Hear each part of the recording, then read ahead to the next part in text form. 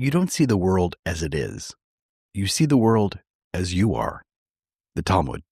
And their efforts to, in the beginning, bring me to the school to teach. They just say, I'm a woman, I should be a teacher in the primary school, help teach the kids English. And learn and teach are interchangeable in the Creole language, which I think is beautiful. But they gave up on that because they could see that Betsy likes farm work. She doesn't like teaching. Everybody back off.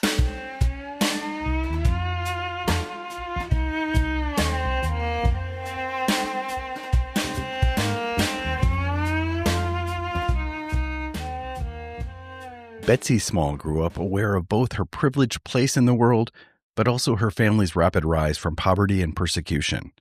Both left a mark, resulting in decades of empathy and action, at home and in some of the most vulnerable places in the world. I'm Christopher Wurst, and this is Soft Power. Powerful. Soft Power. Powerful stories. Powerful. Soft. Powerful. Stories.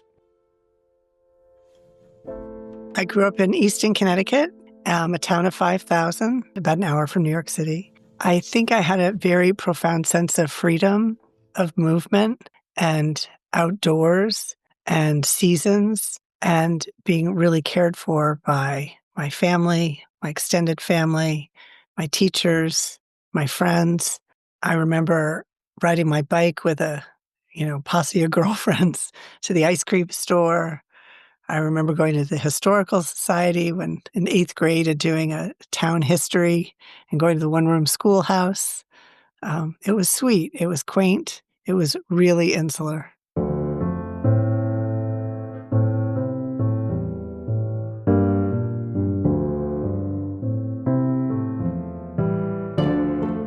Being from a Jewish family was also a sense of, there was the Connecticut that other people belonged to, and then there was the Connecticut that we were assimilating into. That had a profound note. I think my mother felt a lot of social pressure to behave and conform in certain ways. And I also think that I had a deep sense of the family's poverty and, in one generation, and education and subsequent affluence in the next. I mean, I was the beneficiary of that, right? Yeah, I had a heart for social justice from a really early age. We belonged to a Reform synagogue. I loved going to Sunday school. I was that kid, I was that kid. Well, and I remember getting on a train to go to New York City with my friends, and the freedom of, walking around the streets of New York and getting back on the train and coming home. That's a lot of privilege. It's a lot of privilege. My dad was a doctor, and so people knew my family. That's also a really special feeling. And you think when you're young, these things will last forever, and your innocence will last forever. But it doesn't. Thank goodness, I guess. Do you remember what you wanted to do, or did you have an idea of what you wanted to do when you grew up? Oh, I wanted to be like my grandmother, Lillian. I thought she was the most perfect person in the world. She traveled. Her husband, sadly, my grandfather died the year before I was born. And she would save her money to go on trips to various places in the world. And she'd come back with little dolls, and she'd sit us on her lap, and she'd tell us about the world. It was really sweet. And also Marlo Thomas. I thought Marlo Thomas was amazing. Free to be you and me. That was my era. Thought she was great.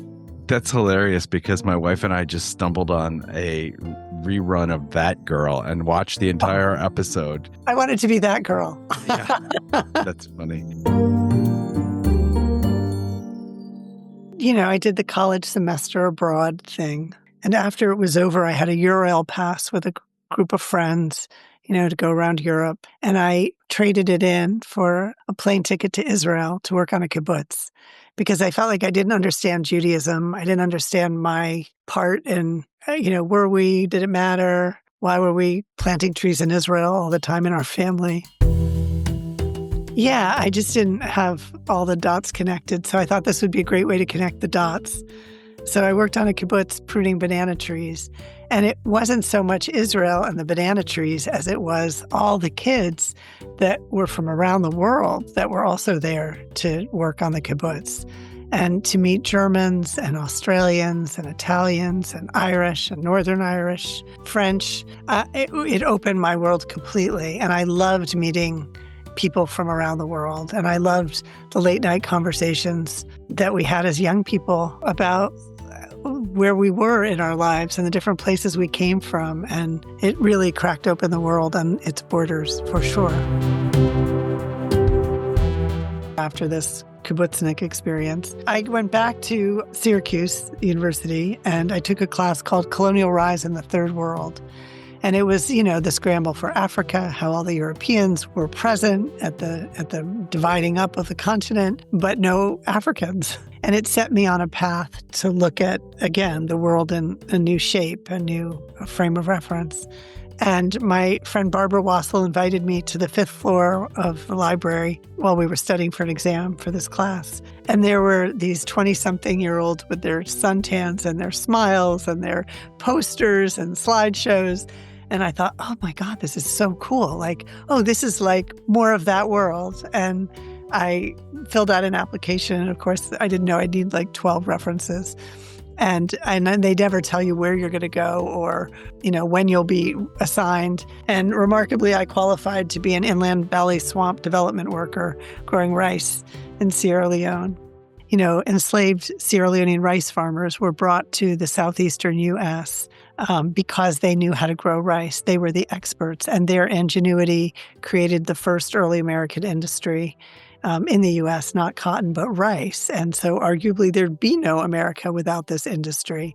And my going over to help farmers grow rice according to the precepts of the Green Revolution, several hundred years later, exposes a real tragedy.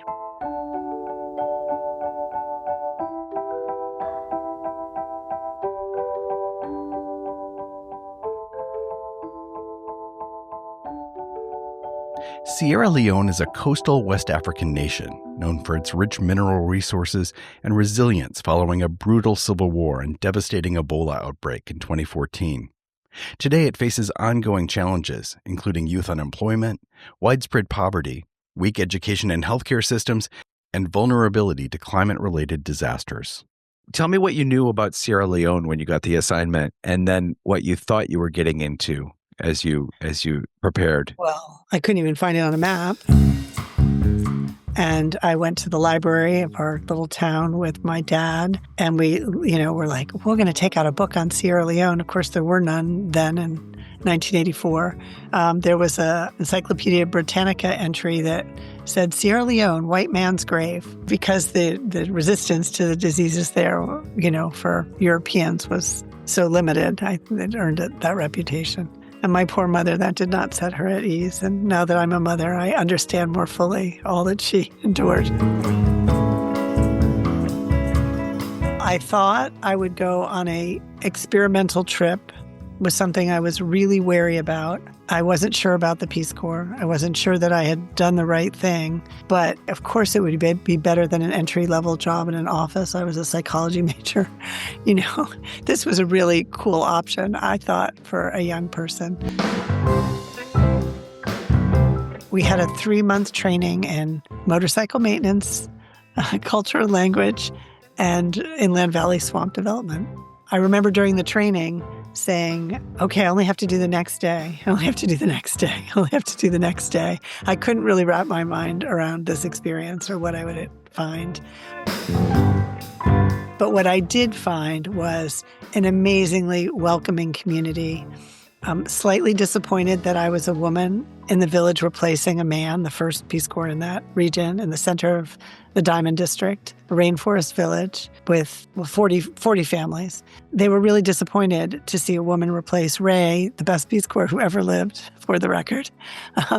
And because my labor digging ditches and doing water control in swamps was men's labor, and why would Peace Corps send a woman there?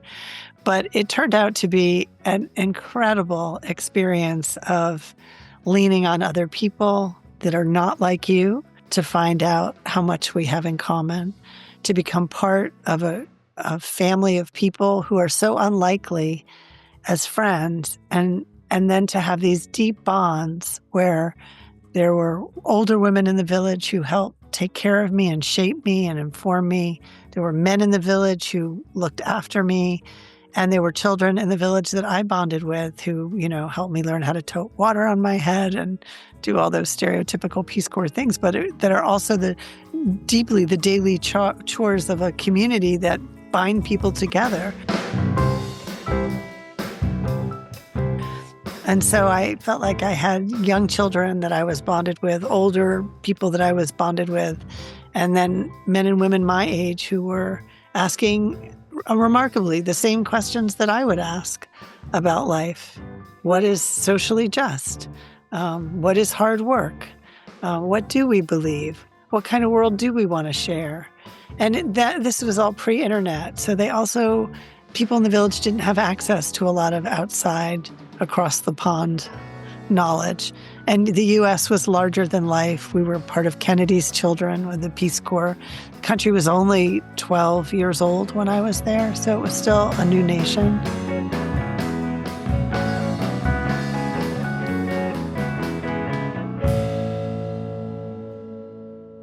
Here's a reading from the first part of the book that I like to share when I give talks.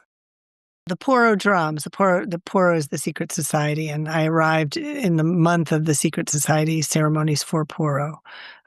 So it's the men's rite of passage from boyhood to manhood. The Poro drums came alive, and as I entered the house, I was suddenly frozen just inside the metal door, my heart racing. I'd been growing accustomed to walking about the village at night with my lantern, visiting families on their front porches or beside their outdoor kitchens, watching fires smolder. Afterward, I would read or just let my mind wander until I fell into a deep sleep, especially on nights when I took the anti-malarial prophylactic chloroquine and my dreams were amplified. The unfamiliarity of this country made it relatively easy to accept and trust most of the village conventions, from the proper time of day to wash clothes, fetch water, or bathe in a stream, and when to lock myself inside my house and avoid looking out the window. Ma Sando had suggested that I keep an empty milk tin by my bed in case I had to urinate in the middle of the night.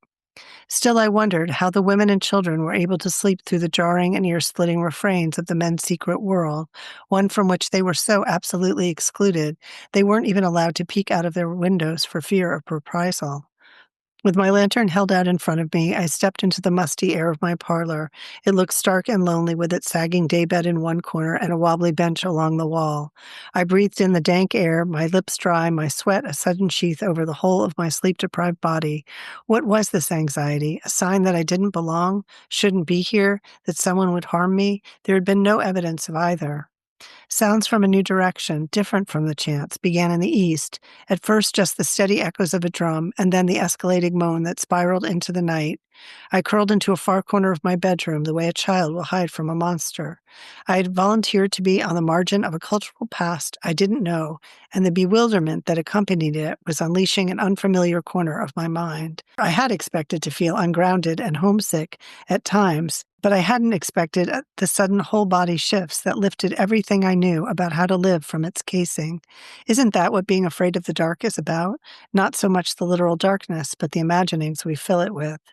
In the daylight, none of this fazed me. When the morning sun poured through the window, I would emerge from the canopy of my mosquito netting to look out at the sun-kissed yellow and pink house in the large compound where my landlord, K.T. Sonda, lived, with his 4 wives and nearly 30 children. Sometimes I saw a pale moon in the sky, too. I felt secure in my growing connection in these tropical surroundings. KT and I had the only cinder block houses in the village of 30 mud homes, and even though it had no electricity or running water, the bathroom was an outhouse, and the propane stove had no propane to fuel it. My bungalow was a palace compared to the rest of the village. Sometimes this difference exasperated me and then made me sad. But with morning a long way off, I lay down, anxiety rising from my belly to my throat. Why had I put myself in a place like this, where the women and children were required to go inside while phantasmagoric sounds infused the night? Masando reassured me that this noisy season, with its ceremonies, would only last a few weeks.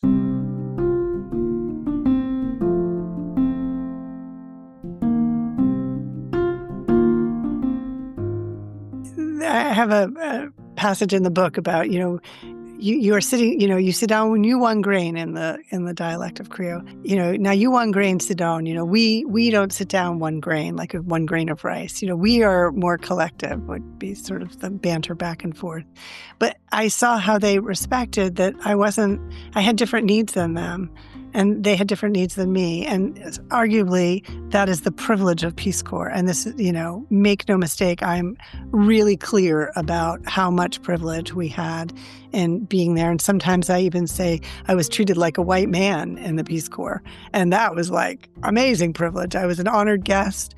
If I wanted to meet a minister, I could meet a minister. If I wanted to be a village girl, I could be a village girl. If I wanted to work with the men in the farm, with a shovel, I could, that's a lot of mobility and incredible, incredible ease of life in a country that's hard to live in. So I think that was humbling.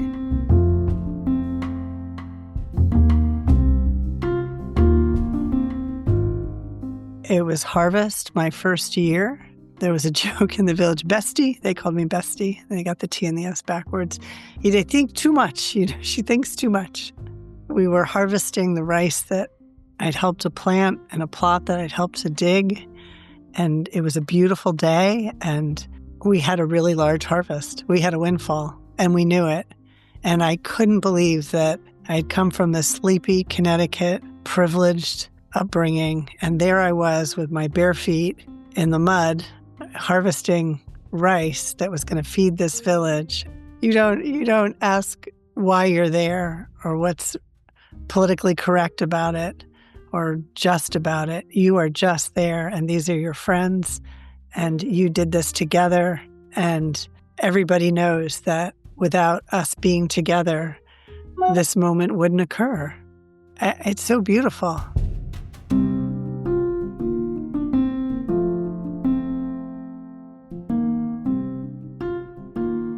Because Lassa fever, which is a hemorrhagic disease like Ebola, but much less virulent, though still, deadly, was spreading in this region. And it had much to do with deforestation and the encroaching diamond mining industry. It was really important that farmers not store rice in their haylofts, that they take the seeds off the stalks and put them in burlap bags. And I made a really big deal of that. And as did my counterpart. I worked with the Ministry of Agriculture counterpart, so that it was also that partnership that had much to do with, I think, my comfort in the village. And he was a man who was, 6 times stronger and more coordinated than I am. And he was really, like in front of the effort to get seeds off stalks. But what no one anticipated was that there would be a shortage of burlap bags in the country. So here's all this seed that is going to be saved from spoilage and secured in a dry place in people's homes in bags, and there are no bags. And again, it was my Peace Corps connection. I could go to the Lebanese shop. I've got so many bags of rice and no bags. Do ya? Please help. And of course he did. He showed up with his truck and burlap bags, and everyone celebrated. But honestly, that would have been, if there wasn't a Peace Corps there or some outsider, you could argue, well, that outside influence was corrupting. It also saved a harvest.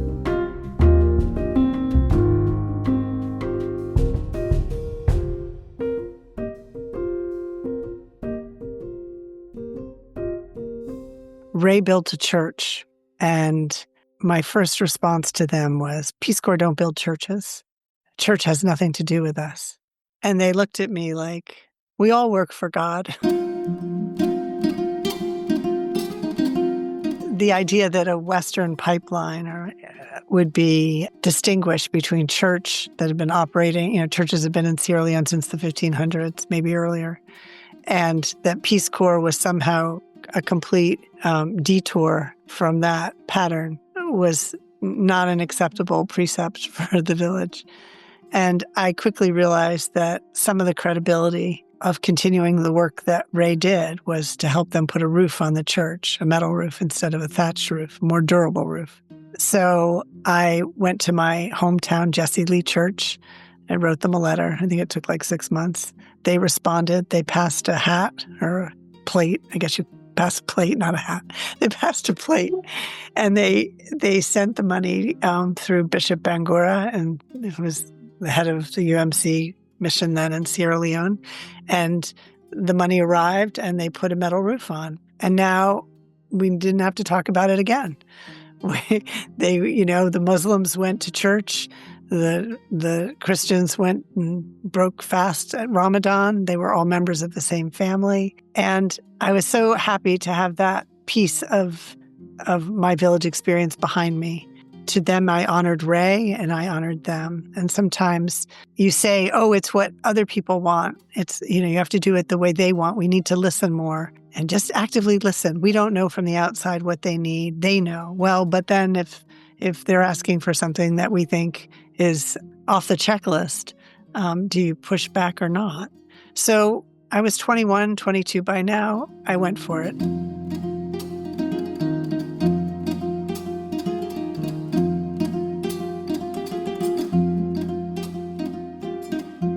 When I returned with Lily, my daughter, named after my grandmother, in 2013, after the war, the only building standing in the community was the church. And because so many elders had died in the war, there weren't enough caregivers in the village for families to go to their farms. So the church had been turned into a preschool. And I was visiting with Lily and a preschool teacher, my son's preschool teacher. And I will never forget standing in that church, singing with a new generation of children whose parents were children when I lived there. And I somehow felt like Auntie Betsy. And my daughter was singing these songs that she learned in her school. And Lisa the teacher was sharing with them, songs that she sang in her class and telling stories. And it was just the most perfect circle of my life in that one moment. And it speaks to how the things that we resist, sometimes it's good to resist and sometimes it's good not to. And there's no one size fits all. And we just have to trust what we know in the moment and do what we think is best. And it might not be, but it very well might be. We don't know.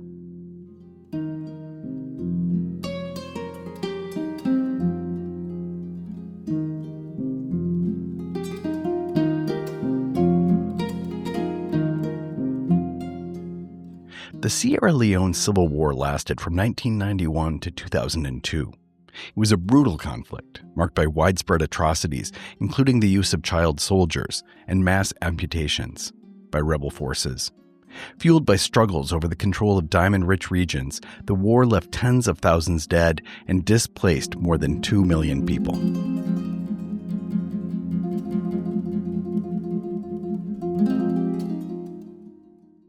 Leaving Sierra Leone right before New Year's in 1987, and then learning about the rebel attacks in the village, the burning down of the homes, the children that were forced into conscription with guns retrofitted to children, high on brown, cocaine, and gunpowder, and killing the very families that they were a part of and that I was a part of. That was another level of awakening of who we are as people, and how do you reconcile that hospitality and kindness that is so intrinsic to village life with that.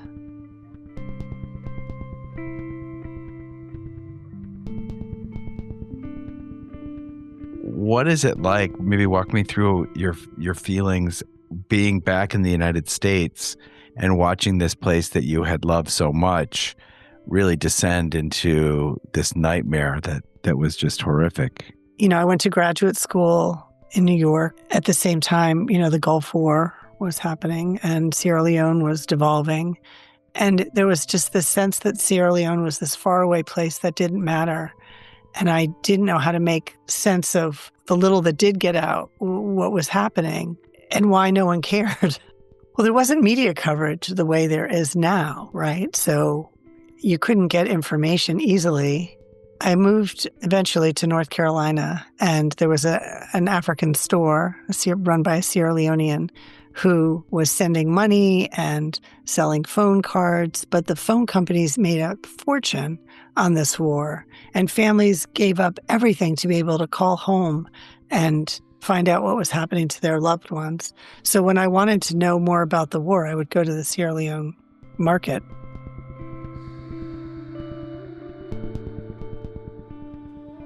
I think that there's many Americas inside America, obviously, and I grew up in one tiny slice.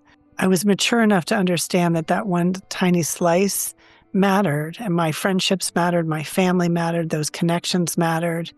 And if nothing else, Peace Corps and even the war that took place, or the civil chaos that took place for 11 years, like not a few months or why did no one stop it? Why wasn't it on everyone's mind?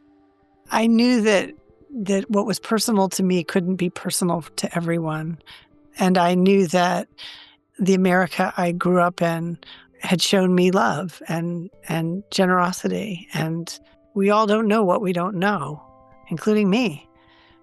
And I was given a really amazing opportunity to be able to experience the wider world in the way in which I did. And I understood that it's easy to lose your humanity, and it really takes a long time to get it back when you do lose it. And that's true for us, and it's true for Sierra Leone. And I never for a moment thought that Sierra Leoneans were doing, these terrible things to each other because they were Sierra Leonean. And that, I understood that conditions can make it from the outside and from the inside, can cause these ruptures and explosions of violence. It's part of the human condition.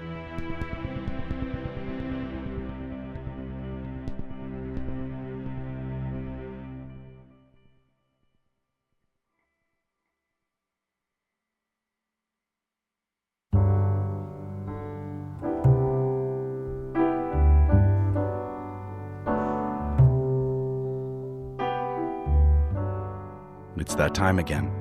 We're nearing the end of the episode, but not before we give Betsy a chance to answer to our dubious Aunt Deb. I'm of the opinion that charity starts at home. Don't we have enough to worry about right here in the United States?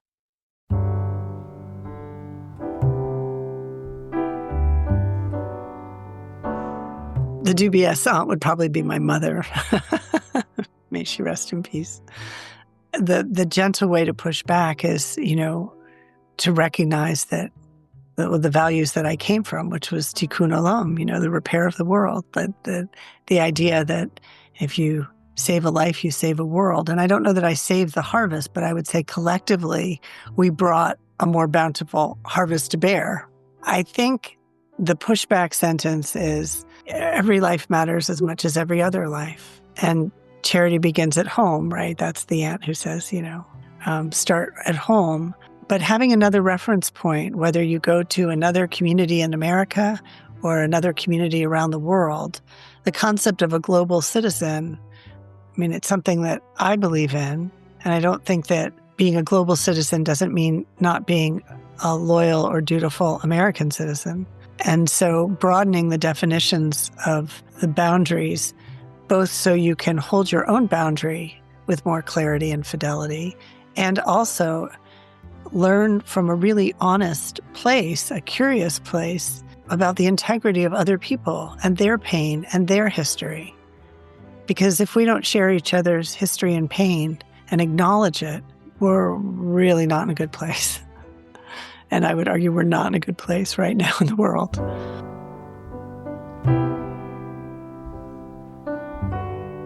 Some of the work that I've done, with peace building organizations has to do with bringing kids together from opposite sides of their conflict. And it's amazing when kids live together and share a routine together, how their personalities and their beliefs and their sense of humor and their recipes do, create lifelong bonds of trust. That's what Sierra Leone did for me, is my ability to trust and be trusted grew exponentially. And I think I walk around with a deeper sense of trust about people and the world, even though I've probably seen the betrayal of that trust more than, the average American. Whether we like the cards we got or we don't like the cards we got, we still have to work toward trust. It's essential.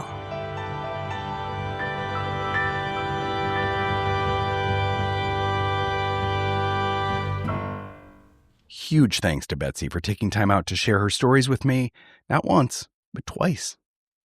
Betsy Small served in the Peace Corps in Sierra Leone from 1984 to 1987. For over 30 years, she has worked with divided communities, both in the United States and abroad. This experience inspired her to write Before, a story of discovery and loss in Sierra Leone, which came out earlier this year. Betsy holds a master's degree in cross-cultural counseling, psychology, and special education from Columbia University's Teacher College and North Carolina Central University. Throughout her career, she has worked with marginalized communities in a wide range of community settings. In addition, she has served as the executive director for global peacebuilding organizations, and most recently, she has collaborated with teams of peace builders in Israel, Palestine, Cyprus, and Northern Ireland. For more information, go to betsysmall.com. Thanks so much for listening to Soft Powerful Stories. We here believe so strongly in the importance of constructive United States engagement with the world. If you enjoyed these stories and this mission, I have a couple small asks. First, the most obvious, please follow this show, like it, leave a positive review. That will get those algorithms surging to point this in the direction of the ears that need to hear these stories. Still want to help? Even more? Share this with a dubious aunt, a dubious uncle, a dubious associate, anybody who's dubious. Our show's logo was designed by the incredibly talented Kate Furby and my good friend Kathy Zilski, who is nothing like dubious Aunt Deb, plays her to perfection nonetheless. For more information, including guest bios, photos, information about music that we play, a chance to leave feedback, visit softpowerfulstories.org. I'm the host and creator of Soft Powerful Stories, Christopher Wurst. Until next time. I really don't know how I'm doing. Yeah, very well. Excellent. Oh, gosh. Wonderful.